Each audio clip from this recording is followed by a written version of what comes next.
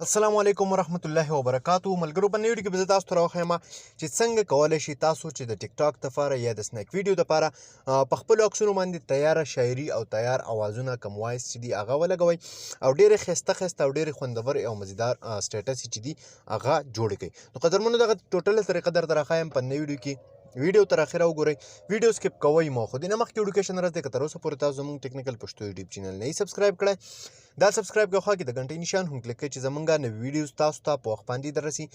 نو دې لپاره به تاسو ته دغه اپلیکیشن پکار وي. همدغه اپلیکیشن لینک ډسکرپشن او کمنټس کې شته دی.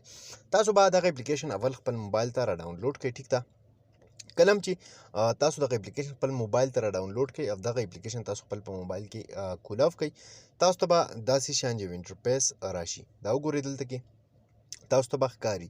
اوس دغه ویډیو چې کومه ده تاسو چې څنګه جوړوئ، نو تاسو ته زه دغه ویډیو کلیپ ښایم، همدغه شانتې ایډیټینګ چې دی هغه به تاسو څنګه وکئ. ټیک ده، دا اپلیکیشن به تاسو ډاونلوډ کړئ، دې نه بعد به تاسو راشي یوټیوب ته. یوټیوب ته چې دلته کې راشي تاسو به وګورئ بلیک سکرین سټیټس، که د پښتو اردو هرې ژبې ګورئ، نو هغه به سمپل تاسو له دې ځایګې نه څه کړئ ډاونلوډ کړئ دغه سټیټس خپل موبایل ته. دا وګورئ لکه دا سټیټس دی، صحیح ده، بلیک سکرین. نو دا به اول تاسو خپل موبایل ته را ډاونلوډ کړئ، بیا به راشي دغه اپلیکیشن ته، دلته کې نیو پروجیکټ یو دغه تاسو له راکړی دی آپشن، په دې باندې به تاسو کلیک وکړئ. اوس که تاسو دغه په ویډیو باندې لګول غواړئ نو هغه ویډیو به سلیکټ کړئ، او که نه په تصویر باندې لګول غواړئ نو سمپل هغه تصویر به راواخلئ. مثال په طور دا ما عکس چې دی هغه ما سلیکټ کړو. ټیک ده، دا وګورئ دلته کې تاسو دا له دې ځایګې نه تاسو بیا ریسایز کولی هم شئ چې څومره تاسو سره وایس وي او څونه شاعري وي نو هغې پورې تاسو سلیکټ کولی شئ.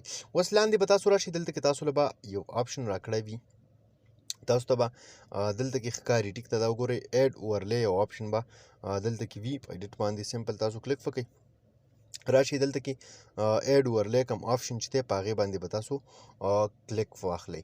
کله چې ایډ اورلی باندې تاسو کلیک واخلئ نو تاسو به څه وکئ، بیا کوم سټیټس چې تاسو ډاونلوډ کړی دی سمپل همهغه سټیټس به تاسو راواخلئ، کوم بلیک سکرین سټیټس چې دی. دا وګورئ اورلی آپشن له راخلئ، نو دلته کې ایډ اورلی شو.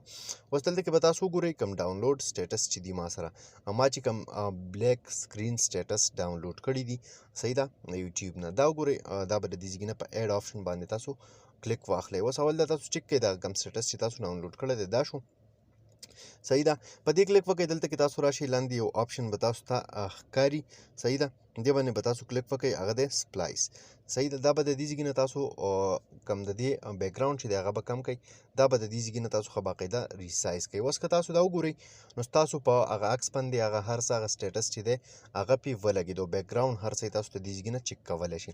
بیا که د دې سایز کې مسله وي نو دا به تاسو د دې ځایګې نه سایز کړئ.